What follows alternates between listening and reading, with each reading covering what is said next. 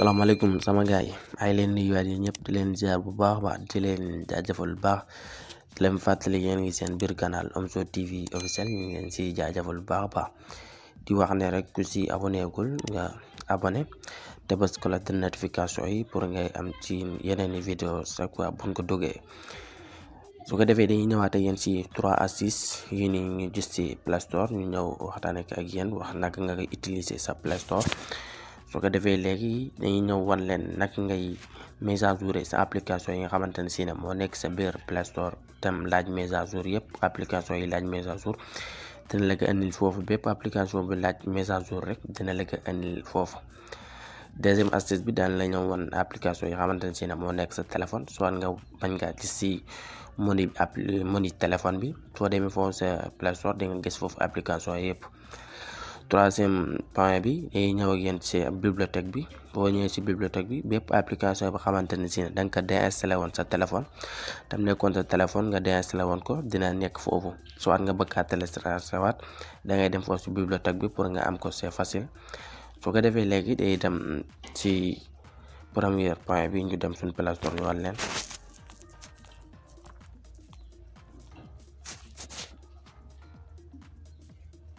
léegi dugg nañ suñu Play Store nii boo xoolee ñoo ngi suñu Play Store waaw léegi boo ñëwee sa Play Store nii soit yenn Play Store boo ko yor dina la indil fii 3 traits ci koñ bi nii à gauche wala nga cliquer fii ci à droite ci kaw profil bi soo si cliquer fii daf lay indi fii rediriger la indil fii su la indi fee lii léegi nga ñëw fii mise à jour et application nga cliquer si soo si cliquer rek automatiquement daf lay indil application yi xamante ne si ne moo laaj mise à jour soit nga def tout mise à jour nga mise à jour yëpp wala léegi fii boo xoolee ñun 10 application yi moo laaj mise à jour quoi suñ doon mise à jour yi xool ban application moo gën a yéex suñ téléphone wala muy andi ay jafe-jafe suñ téléphone léegi dañuy ñëw fii nga mise à jour ko boo ko mise à jour rek dina continuer waat di dox normal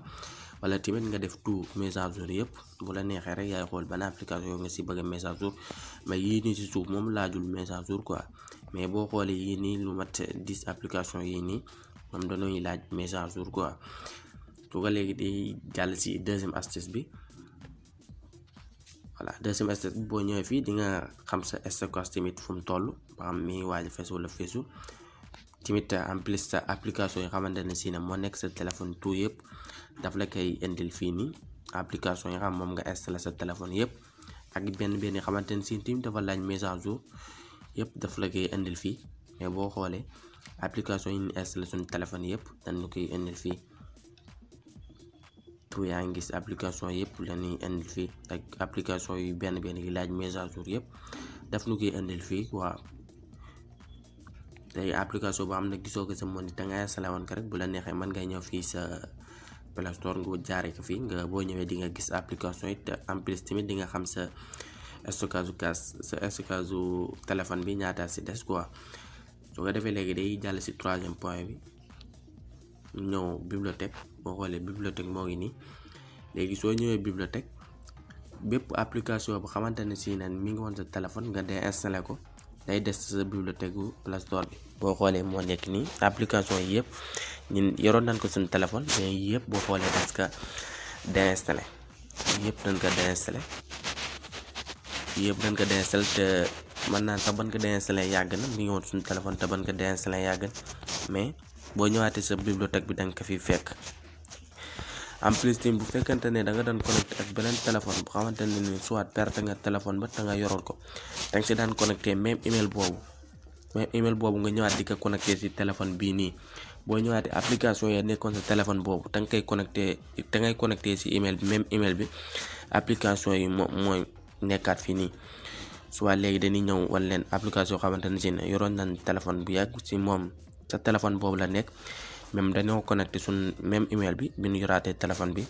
application yooyu day ñëwaat ci bibliothèque bi tamit en plus doo ko perte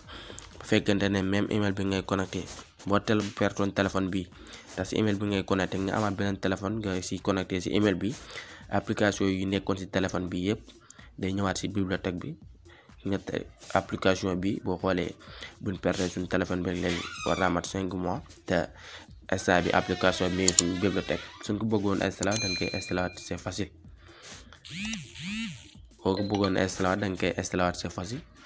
même email bi daal boo koy connecté téléphone boo mën a yor application yi dina ñëw si bibliothèque bi soit tamit nga déinstallé woon benn application sa téléphone bi nga yor nii bu la neexee boo ñëwaat fii bibliothèque bi da nga ko fay fekk dañ ñeen application yi yëpp dañ ngaa déinstallé yëpp te am na yoo xamante ne si ne suñ beneen téléphone bu ñu yoroon sa la nekkoon mais danoo connecté waat ak suñ même email bi moo tax boo ñëwee si bibliothèque bi da nga ko fiy fekk moo tax lii lu am solo la te si gars yu bëri dañ koy ignorer mais da nga soxla benn application muy nekkoon sa téléphone boo connecté waatee sa même email bi rek si téléphone bi automatiquement yëpp day ñëw si bibliothèque bi quoi. voilà j'espère que ne astuce bi leer na li leen waxoon daal leen ko wax si astuce bi di wax na rek ku si abonné gul nga abonné te bës cloche de notification yi pour ngay banti raté suñu yeneeni vidéo